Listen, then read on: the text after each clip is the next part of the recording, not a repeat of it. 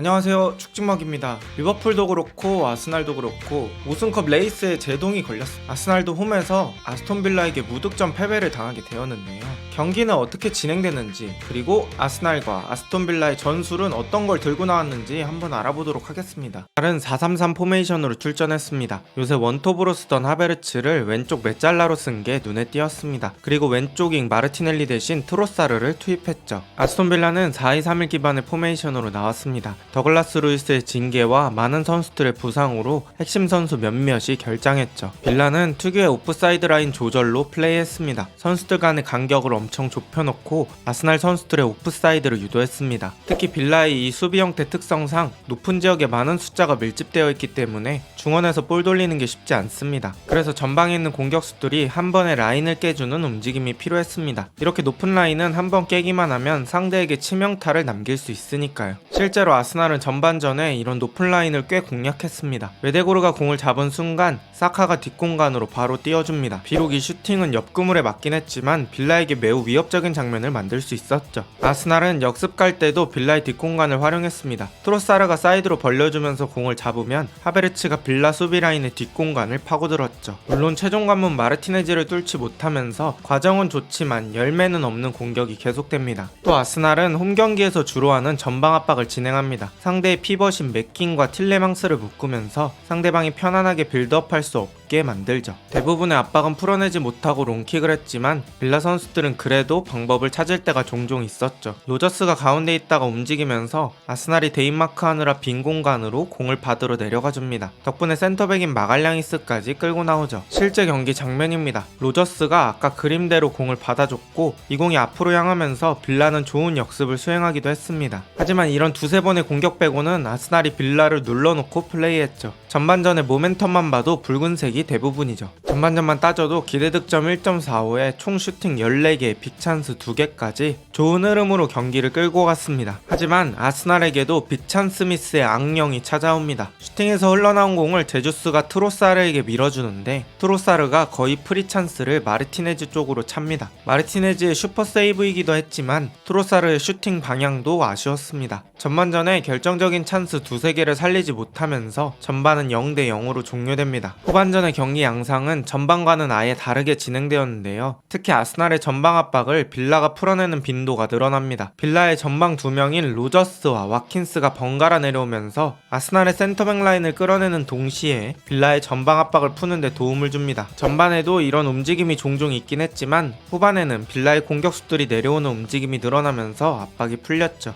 당연히 이러한 변화는 빌라의 소유권 증가로 다가옵니다. 아스날이 좋아하는 형태인 지공을 못하고 역습 위주의 공격 상황이 많아진다는 뜻이죠. 아스날이 좋아하는 공격 형태는 예를 들면 이런 겁니다. 상대방을 뒤로 최대한 몰아넣은 뒤에 사카가 공을 가지고 2명 이상의 수비를 끌어당깁니다. 그리고 베나이트가 오버래핑 해주면서 하베르츠가 침투해주면서 센터백 데려가고 그때 트로사르나 제주스가 컷백 받아먹는 시기죠. 근데 이런 공격의 전제는 상대를 뒤로 무르게 해야 한다는 것입니다. 근데 빌라는 높은 라인에서 라인 컨트롤하는 전문가입니다. 흔히 말하는 미들블럭에서 버티고 내려가지 않으면서 뒷공간 뚫려도 그때 따라가겠다는 마인드로 버팁니다. 보시다시피 저 미들블럭으로 진입한 선수보다 주변을 떠도는 선수들이 더 많습니다. 전반전에 비해 후반전에 이런 경향이 짙어집니다. 공을 받을 사람보다 공을 주려고 하는 사람이 많은 느낌이었죠. 어차피 공은 한 개라 공을 줄 수 있는 사람은 한 명뿐인데 말이죠. 그리고 그냥 개인적인 선수의 폼 문제에서도 진첸코가 경기 감각이 많이 돌아오지 않은 모습이 보였습니다. 진첸코가 베일리를 따라 뒷걸음질 치면서 라인을 맞추지 못합니다. 진첸코가 뒤로 가지 않고 앞으로 몇 걸음만 걸어가서 일자만 맞추면 됩니다. 저 같은 방구석 유튜버가 지적하는 게 민망할 정도로 프리미어리거라면 당연히 머리론 알고 있는 내용일 겁니다. 정신없이 공격수를 따라간다는 건 아직 경기에 집중하고 있지 못하다는 뜻이죠. 사실 여기까지는 아스날이 큰 위험이 없었으므로 답답했던 경기 정도로 끝날 수 있었습니다. 하지만 실점한다면 얘기가 달라집니다. 코너킥 상황에서 이어진 빌라의 공격입니다. 안쪽으로 낮은 크로스를 올려주는데 라야가 달려오는 선수의 슈팅을 막기 위해 몸을 넓게 펴면서 수비 범위를 넓힙니다. 그러면서 공을 터치하지 못하고 뒤로 빠지는데 베일리 쪽으로 향하죠. 베일리가 가볍게 빈 골대에 밀어넣으면서 경기는 1대 0으로 빌라가 앞서갑니다. 그 충격이 가시기도 전에 아스날은 조르지뉴의 패스미스로 역습을 또다시 당합니다. 아스날의 코너킥 상황이라 센터백까지 올라가 있던 상황이죠.